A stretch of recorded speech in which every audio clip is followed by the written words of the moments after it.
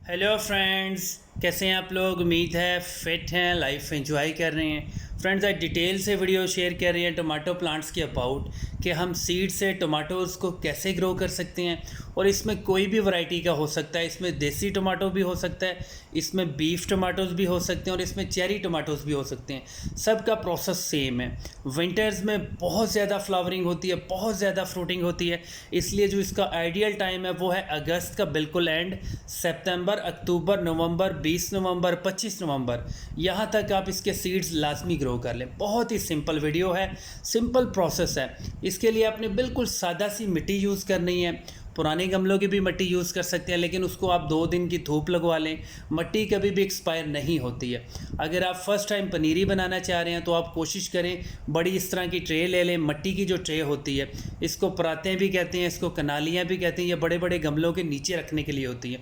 यह बहुत ज़बरदस्त होती है। इसमें ड्रेनेज होल्स बिल्कुल भी ना करें, क्योंकि ये आपका सारा प्रोसेस इंडोर है, शेडी एरिया में है। अगर आप बहुत ज़्यादा पानी दे देंगे या बहुत ज़्यादा बारिश हो जाएगी तो आपके सारे प्लांट्स ख़राब हो जाएंगे। इसलिए आपने बहुत ज़्यादा केयर करनी है। आपने टोमेटोज़ के सीड बिल्कुल सिंपल स्प्रिंकल करने हैं। ऊपर एक एक सीड भी लगा सकते हैं, लेकिन आपने इनको बिल्कुल स्प्रिंकल कर देना है। बहुत ज़्यादा सीड आपने कभी भी नहीं लगाने। अगर बहुत ज़्यादा बुशी जर्मिनेशन होगी तो सारे सीड्स आपके ख़राब हो जाएंगे, जो बेबी प्लांट्स हैं। सीड लगाने के बाद आपने सादा सी मिट्टी जो बिल्कुल पाउडर सी होती है, मैश की होती है, बिल्कुल आपने हाथ से उसको सॉफ्ट किया, उससे भी सीड्स कवर कर सकते हैं। अगर आप चाहें तो कोकोपीट के ऊपर 1/2 इंच की लेयर बना सकती है। कोकोपीट का ये फ़ायदा होता है कि वो मॉइस्चर को बहुत ज़्यादा होल्ड करती है, आपके सारे सीड्स जर्मिनेट हो जाते हैं। कवर करते हैं। सादा मिट्टी भी यूज़ कर सकते हैं। हम पहले सादा मिट्टी भी यूज़ करते थे, कोकोपीट भी यूज़ कर सकते हैं। मतलब ख़र्चे को आपने अगर कम करना हो तो आप सादा सी मिट्टी यूज़ कर सकते हैं। सीड सारे कवर करने के बाद इसको आपने शेडी एरिया में रखना है। वहाँ थोड़ी ठंड हो, गर्मी हो, हबस हो, कोई इशू नहीं है, लेकिन वहाँ पे डायरेक्ट और इनडायरेक्ट धूप नहीं आनी चाहिए। इसके सारे सीड्स जर्मिनेट हो जाएंगे। बस अगर मौसम थोड़ा सा चेंज हो रहा है, अभी इसके सारे सीड्स जब जर्मिनेट होंगे तो जैसे जैसे ठंड आती जाएगी तो आपके जो बेबी प्लांट्स हैं वो बहुत ज़्यादा मैच्योर होंगे। और कोशिश करें इसको नवंबर के एंड तक लाजमी ग्रो कर लें। ज़्यादा से ज़्यादा प्लांट्स ग्रो करें और उनको ट्रांसप्लांट करें। आपको हेल्दी सीडलिंग्स मिलेंगी और आपकी जो रूफ टॉप की जो गार्डनिंग है, किचन गार्डनिंग, उसमें बहुत सारे प्लांट्स आपको मिल जाएंगे। टमाटोज़ के प्लांट मैक्सिमम 10 से 12 दिन के अंदर जर्मिनेट हो जाते हैं। अगर आपको इसके थोड़े फ्रेश सीड्स मिल जाएं, अच्छी क्वालिटी के सीड्स हों, तो 7 या 5 दिन के अंदर सारे सीड्स जर्मिनेट हो जाते हैं। आपने जो गमले के ऊपर जो कोकोपीट डाली है, ये जो सादा सी मिट्टी डाली है, आपने उसको मॉइस्ट रखना है, कभी भी ड्राई नहीं होने देना। अगर आपको दिन में 3 बार 5 बार भी शावर करना पड़े पानी तो आप ज़रूर करें, लेकिन आपने जो अपर लेयर है उसको बिल्कुल भी ड्राई नहीं होने देना। उसको थोड़ा सा मॉइस्ट रखना है, लेकिन मॉइस्ट का मतलब ये नहीं है कि आप उसको बिल्कुल वेट कर दें, कीचड़ बना दें। आपके जो बेबी प्लांट्स होते हैं वो बहुत ज़्यादा सेंसिटिव होते हैं।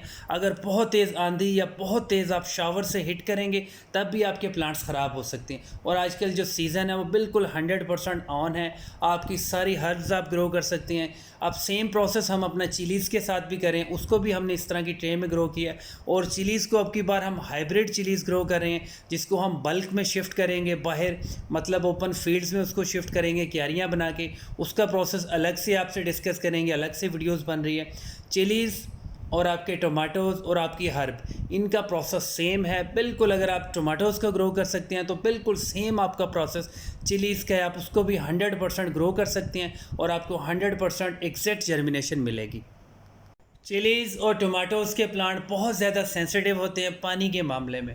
और जब मई, जून, जुलाई में बहुत ज़्यादा गर्मी होती है, आप इनको थोड़ा सा शेडी एरिया में शिफ्ट कर दें तो आपके प्लांट्स गर्मियों में भी सर्वाइव भी करेंगे और आपको फ्रूटिंग भी मिलेगी। इसके ऊपर फ्लावर ड्रॉपिंग का भी इश्यूज़ होता है, वो भी आपसे स्टेप बाय स्टेप डिस्कस करेंगे। अब एग्जैक्ट हमारे 38 डेज़ के बाद जो हमने टोमेटोज़ के सीड लगाए थे वो कंडीशन आपके सामने है। बहुत ज़्यादा, बहुत परफेक्ट हमारी बुशी सीडलिंग्स बनी है, हेल्थी प्लांट्स बने हैं। मतलब 2 इंच का या मैक्सिमम 2.5 इंच का एक ट्रांसप्लांट बेबी प्लांट हो चुका है। अगर आप चाहें तो थोड़ा सा और वेट कर सकते हैं, लेकिन यहाँ पे एग्जैक्ट टाइम हो चुका है कि आप इसको ट्रांसप्लांट कर दें। अगर आप इस तरह के बहुत सारे plants at a time grow कर रहे हैं तो कभी भी सारे प्लांट्स एक ही दिन में, एक ही टाइम में कभी भी ट्रांसप्लांट ना करें।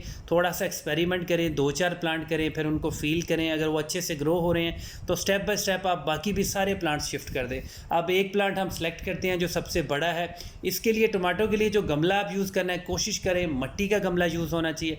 अब हमने अच्छा फर्टिलाइज़र देना है, अच्छा सा पॉटिंग मिक्स देना है और इसमें वेल ड्रेन्ड सॉइल डालनी है और जो ड्रेनेज होल है उसके ऊपर थोड़ा सा पत्थर रख देना है। ऐसी मट्टी होनी चाहिए, ऐसा पॉटिंग मिक्स होना चाहिए जिसमें आप अगर पानी देते हैं तो पानी बिल्कुल भी अपर लेयर के ऊपर खड़ा ना हो। अगर वो खड़ा हो जाता है इसका मतलब आपके पॉटिंग मिक्स में गड़बड़ है, या तो आपने चीकनी मिट्टी डाली है या तो जो आपने कंपोस्ट लिया बाज़ार से वो फुली डिकम्पोज नहीं है, वो कीचड़ बन गई अंदर।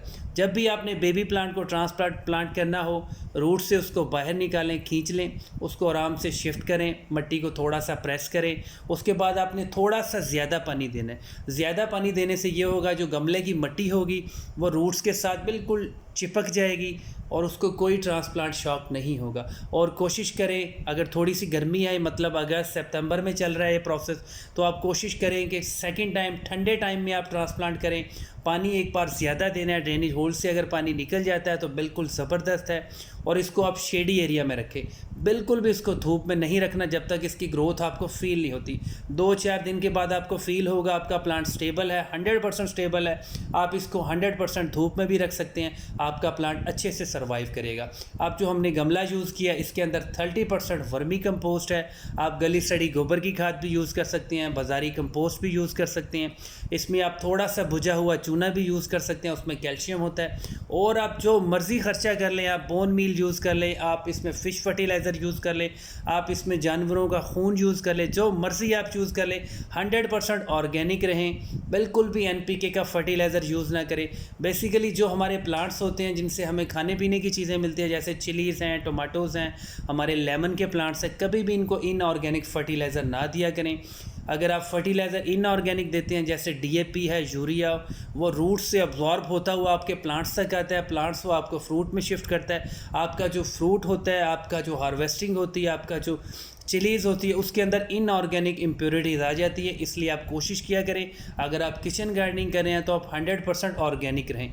अगर आपने बहुत ज़्यादा खर्चा करना है, बाज़ारी चीज़ें लेनी है, तो फिर बेहतर है आप किचन गार्डनिंग थोड़ी कम करें, बाहर मंडी से सारी चीज़ें ले लें। फिर आपका टाइम भी वेस्ट होगा और आपको बहुत सारी एफ़र्ट भी करनी पड़ेगी।